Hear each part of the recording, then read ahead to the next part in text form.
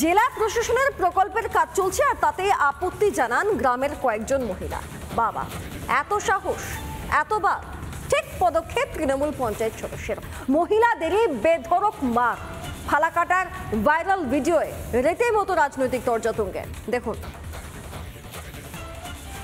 অনেকক্ষণ ধরে মা বোনরা বসে আছেন, সবাই বসে আছেন।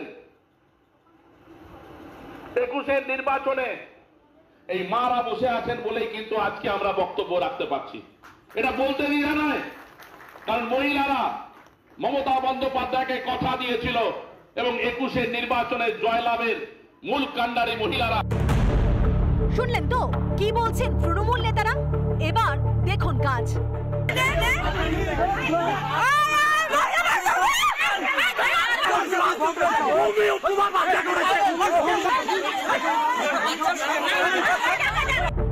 রাস্তার মাঝে মহিলাদের গায়ে হাত তুলছেন তৃণমূল নেতা।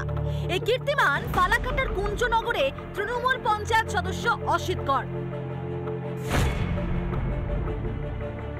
একটা পঞ্চায়েতের উপরে ভরসা, সেই ভরসাটা আজকের পরে থাকবে না আশা করি, কারণ এতগুলো মহিলাকে ওনারা হাত তুলছে। জানা যাচ্ছে এলাকায় একটি প্রকল্পের কাজ চলছিল আর তাতেই আপত্তি জানান স্থানীয় বাসিন্দারা। পরে প্রকল্পের কাজ শুরু হলে বাধা দিতে যান গ্রামের বেশ কয়েকজন মহিলা, আর তখনই তাঁদেরকে অকথ্য ভাষায় গালিগালাজ করা হয় বলে অভিযোগ।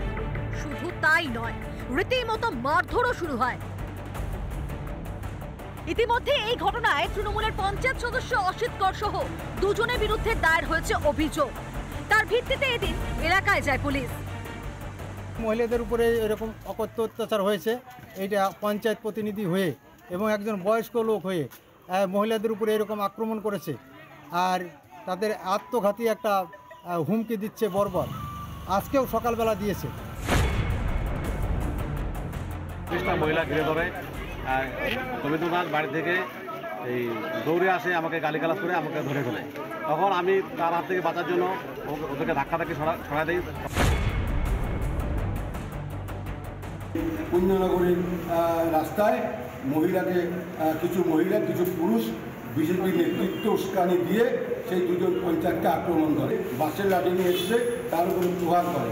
কোনোভাবে আমাদের পঞ্চায়েত দুজন বেঁচেছে। অসিত কর যেভাবে মহিলাদের উপরে চড়াও হয়ে তাদেরকে লাথি মেরে, ঘুষি মেরে, ধাক্কা মেরে ফেলে দিলেন, এই গুন্ডামি এটা তৃণমূলের আমলেই সম্ভব। এমনিতেই কসবা কাণ্ডের পর নারী নিরাপত্তা নিয়ে তৃণমূলের অস্বস্তি তুঙ্গে। তারই মধ্যে তৃণমূল নেতার হাতেই আক্রান্ত মহিলারা, আর এতেই শাসকের আসল চেহারাটাই যেন সামনে এনে দিল রিপাবলিক বাংলা। নানা ধরনের কন্টেন্ট দেখার জন্য লাইক করুন, শেয়ার করুন আমাদের ফেসবুক পেজ, সাবস্ক্রাইব করুন আমাদের ইউটিউব চ্যানেল। পাশাপাশি অন্যান্য ব্রেকিং নিউজের জন্য অবশ্যই চোখ রাখুন রিপাবলিক বাংলায়।